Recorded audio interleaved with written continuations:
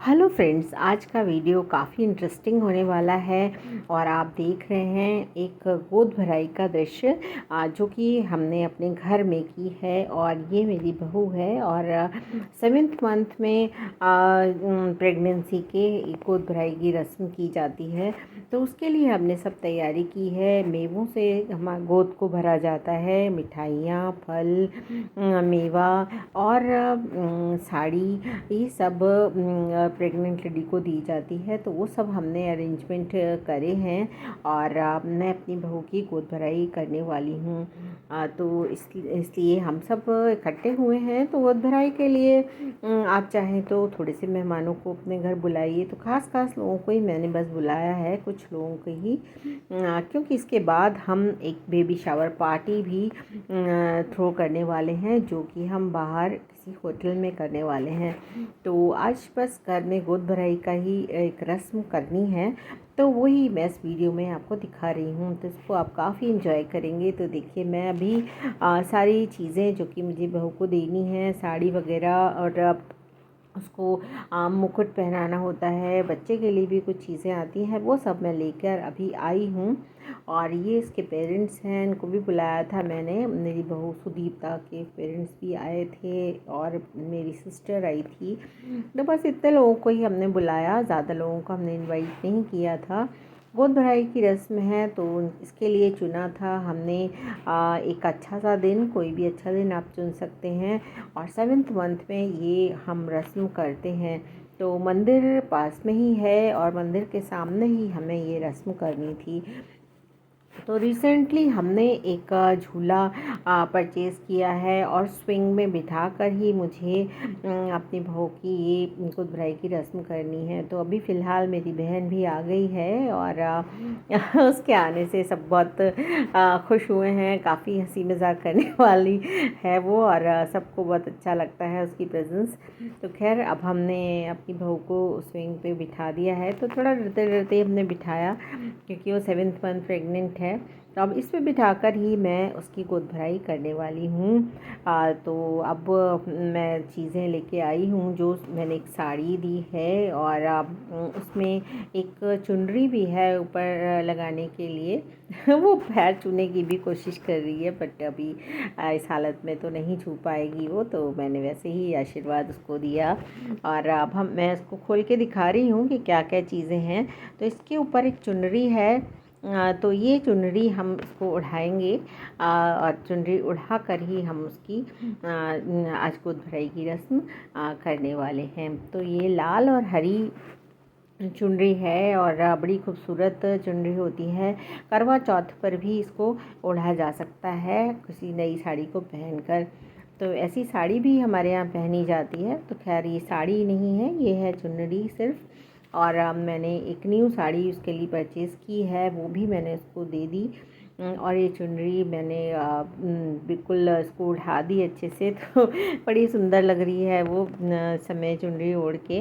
तो खैर, इस समय ये सब अच्छा लगता है। और ये है 2 मुकुट, या इसको हम पटका बोलते हैं। और ये मैंने 2 मंगाए थे। तो ये सारी परचेज़िंग ऑनलाइन ही हुई थी और दिल्ली से मैंने ये सारी परचेज़िंग की है। तो ऑनलाइन ही मैंने ये मंगाए थे। 2 मुकुट आए हैं, एक बहू के लिए और एक होने वाले बच्चे के लिए। तो होने वाले बच्चे का तो अभी हमने रख लिया है, बाद में जब उसकी 6 दिन का हो जाएगा या 1 महीने का हो जाएगा, तब हम उसकी फिर से एक सेरेमनी करेंगे। तो अभी हम उसकी गोद भराई कर रहे हैं। इसके लिए हम टीका लगाते हैं पहले। और मेरा बेटा भी पास में ही खड़ा है। तो सबसे पहले सास को ही गोद भराई करनी होती है, या घर में जो भी बड़ी लेडी है वो ही गोद भराई करती है। तो इसके लिए नारियल, मेवा, तो 5 तरह के मेवे आप दे सकते हैं, या आपकी जो भी श्रद्धा हो। इस तरह से 5 प्रकार की मिठाई और 5 प्रकार के फल भी मैंने रखे हैं। सब कुछ गोदी में नहीं डाला है, सिर्फ मेवों से ही मैंने गोद को भर दिया है। बाकी सब चीज़ें भी उसके लिए ही आई हैं। और मैंने कुछ बास्केट्स पैक की हैं, कुछ अपने आप भी पैक की हैं और कुछ हमने परचेज़ भी किया है सामान। तो गोद भराई की रस्म में काफ़ी एन्जॉयमेंट होता है और घर की लेडीज़ सब हिस्सा लेती हैं। तो ये मेरी सिस्टर है और वो भी टीका वगैरह लगा रही है बेटे के, बेटा भी पास में ही खड़ा है, उसके भी लगा रही है और बहू के भी लगा रही है। तो इस समय सभी लोग जो भी गोद भराई करने के लिए आते हैं सभी मेवों से ही गोद को भरते हैं और टीका वगैरह लगाते हैं।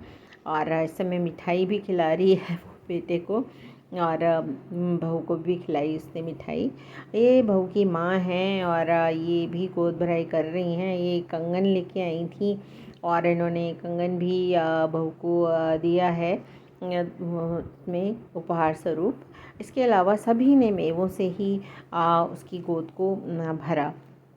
तो ये गोद भराई की रस्म जो कि 7th मंथ में की जाती है, क्योंकि उसके बाद के मंथ्स में लेडी को थोड़ा प्रिकॉशंस रखनी पड़ती हैं, तो ये कोशिश करते हैं कि 7th मंथ में ही ये रस्म हो जाए। वैसे कुछ लोग फाइनली 9th मंथ में भी इस रस्म को करते हैं, बट उस समय कई बार ऐसा होता है कि आप कोई दिन तय करते हैं बट उस समय कई बार बच्चे बॉर्न ही हो जाते हैं। तो फिर सबसे सेफ मंथ 7th मंथ ही होता है। तो 7th मंथ में ही हमने रस्म कर रहे हैं। तो उसकी गोद में सारी चीज़ें हमने रख दी हैं और सब लेडीज़ जो भी आई सभी उसको मेवों से और फलों से उसकी गोद को भर रहे हैं। तो ये सब काम हो रहा है रेनी सीज़न में।